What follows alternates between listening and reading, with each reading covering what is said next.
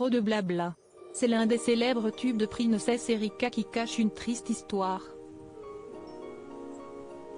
Après plus de 40 ans de carrière, l'artiste est une chanteuse et une actrice accomplie qui a plus d'un tour dans sa manche. Si dernièrement elle n'a pas souhaité participer à la dernière saison de Danse avec les stars, c'est surtout pour se consacrer à sa carrière et à son nouvel album Je suis pas une sainte. Présente sur le plateau de Touche pas à mon poste People afin de promouvoir ce nouveau disque, celle qui a soutenu Jean-Luc Mélenchon durant la campagne présidentielle a souhaité se confier sur le calvaire qu'elle a vécu avec son ancien compagnon. En 1988, une chanson apparaît à la 39e place du top 50. Trop de blabla devient le premier tube de Princess Erika et si tout le monde continue de danser et chanter sur cette musique entraînante, la vérité derrière ces paroles est lourde de sens. Mathieu Delormeau révèle que ce titre est dédié aux femmes battues et pour cause. Moi, à l'époque, j'étais avec un homme qui me foutait sur la gueule, confie Princess Erika.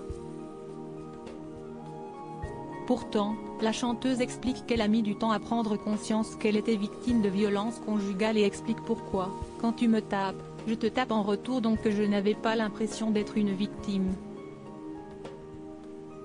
Malgré tout, la chanteuse dresse un bilan désastreux de cette ancienne relation, cocard, côte cassée et cheveux en moins c'est ce que son corps a subi pendant de longues années. Supérieure à Annie Dupéret, Princess Erika, Blanche Gardin. Ces personnalités qui soutiennent Jean-Luc Mélenchon, la sœur de Princess Erika également victime de violences. L'artiste avoue ne pas avoir porté plainte à la grande surprise des chroniqueurs. On ne portait pas plainte, on faisait des traquenards. Mes parents et mon frère ont essayé de le raisonner mais le gars n'était pas raisonnable, déclare Princess Erika. Mais ce n'est pas la seule victime dans son entourage.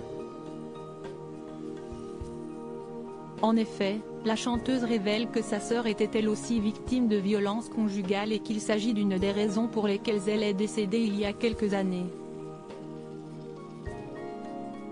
Princess Erika a réussi à se reconstruire après cette longue période et veut continuer de partager son art. Article écrit en collaboration avec 6 médias. Crédit photo, capture d'écran, C8 et PMP People.